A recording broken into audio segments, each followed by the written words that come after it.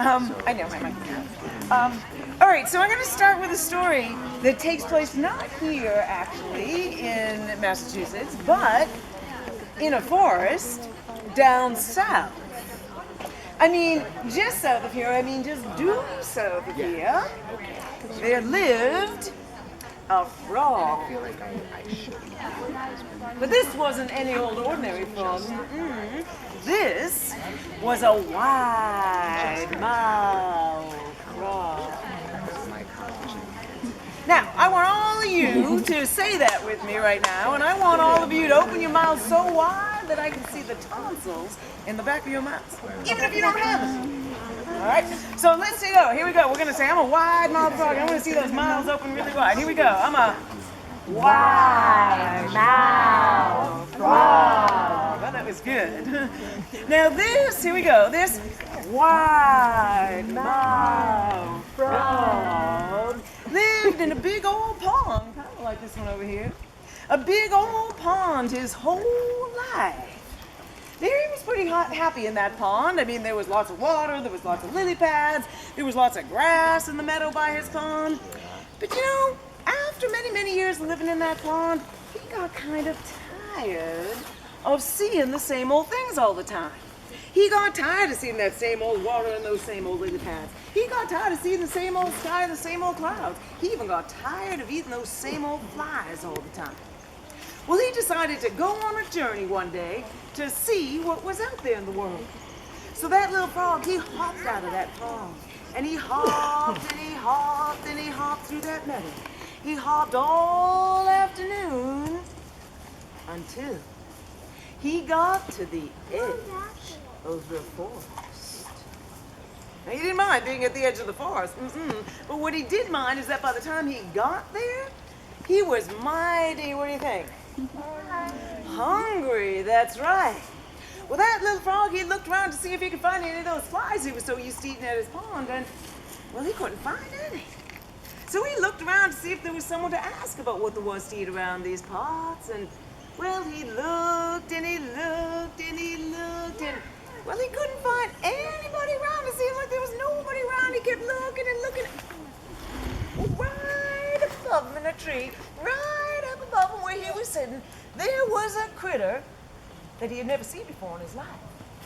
Now, this critter was brown all over. He had feathers, and it had a pointy mouth and pointy toes. And that critter was sitting so still up in that tree, that little frog wasn't even sure if it was alive or not. Well, that little frog, he hopped up that tree. Now, this was not an easy thing to do, you see, because he was not a tree frog. But he wanted to get up that tree so badly that somehow he managed. He scooted up onto that tree. He scooted out to that branch. He scooted out to where that critter was, and he said, "Excuse me, but who are you, and what do you eat anyway?" Now, that's kind of fun to do, so why don't you turn to somebody right now? We'll just do that together. Here we go. Excuse me, but who are you, and what do you eat anyway? Well, any guesses what I am? Any? Here I am. You are very smart. Yes, I am an owl, and I eat little rodents like mice and voles, and sometimes moles and shrews, and if I'm really lucky, I might catch a rabbit. And I eat what I want and spit out what I don't want. And who are you? And you know what that little frog said, right? He said, "I'm a wide-mouthed frog." And thanks very much, Miss Owl, but that doesn't sound very good to me, but thanks anyway, bye.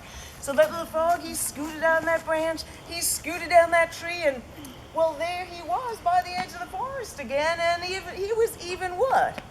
Hungrier than he was before, that's right. So he looked around to see if there was someone to ask about what to eat around these parts, and, well, he looked and he looked, and, oh, right out in that field, he saw another critter he had never seen before in his life. Now, this critter was brown all over too, but he knew it wasn't an owl because this critter had fur instead of feathers. He could tell that he didn't have that hooked beak of the owl. In fact, he didn't have a beak at all. And he couldn't see his feet, but he was pretty sure he didn't have those sharp talons of the owl. He had a pinkish kind of nose, though, that moved kind of quickly. And he was sitting real still like the owl. Well, that little frog, he hopped, and he hopped, and he hopped all through that meadow until he got to that critter, and you know what he said. Here we go. Excuse me, but who are you, and what do you eat anyway? Bear! Well, I am any guesses what I am? Bear! A bear? Oh, this is a really good guess, but no, I'm actually smaller than a bear. Rabbit! A rabbit, that's right. Yes. I'm a rabbit, that's right. And I eat succulent greens like grass and flowers and leaves. And in the winter, when there's none of that, I eat the bark. And who are you? Well, I'm a wide-mouthed frog. Thanks very much, Miss Rabbit, but that doesn't sound very good to me, but thanks anyway, bye. And that little frog, he hopped on through that meadow, looking for someone else to ask about what there was to eat around these parts.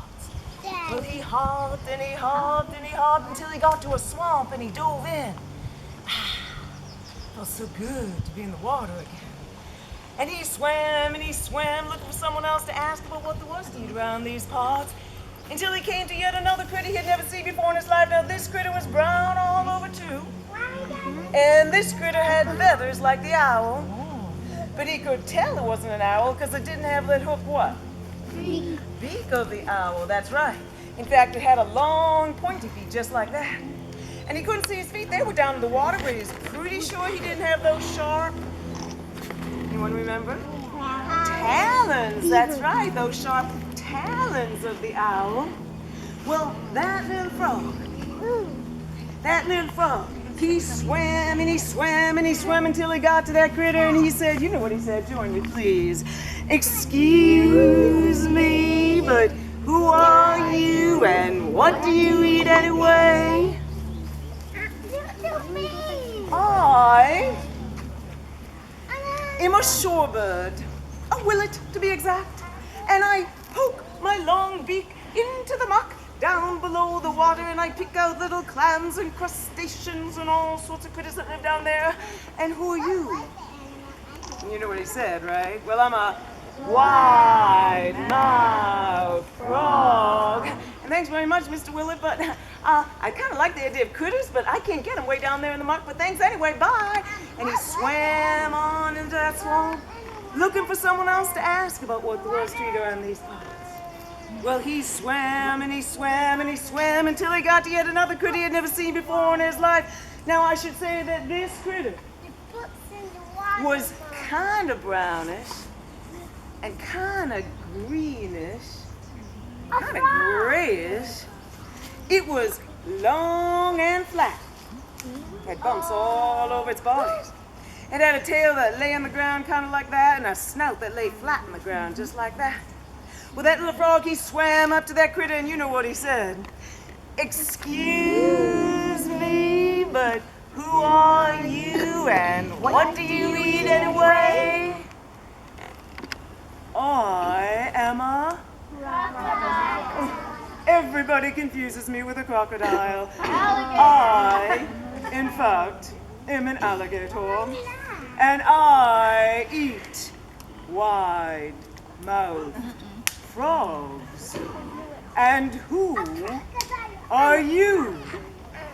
Oh, well, actually I'm a smallmouth frog myself, but thanks anyway, Mr. Alligator. See you later, bye. And he swam and he swam and he swam all through that swamp until he got back to his own little pond. And he had a nice meal of, guess what? Flies, that's right. Well, that little frog, he was glad he went on that journey that day, because he learned a very important lesson. And that is that as you go through life, it's important to know when to keep your wide mouth, guess what? Shut. You got it. That is the story of the wide-mouthed frog.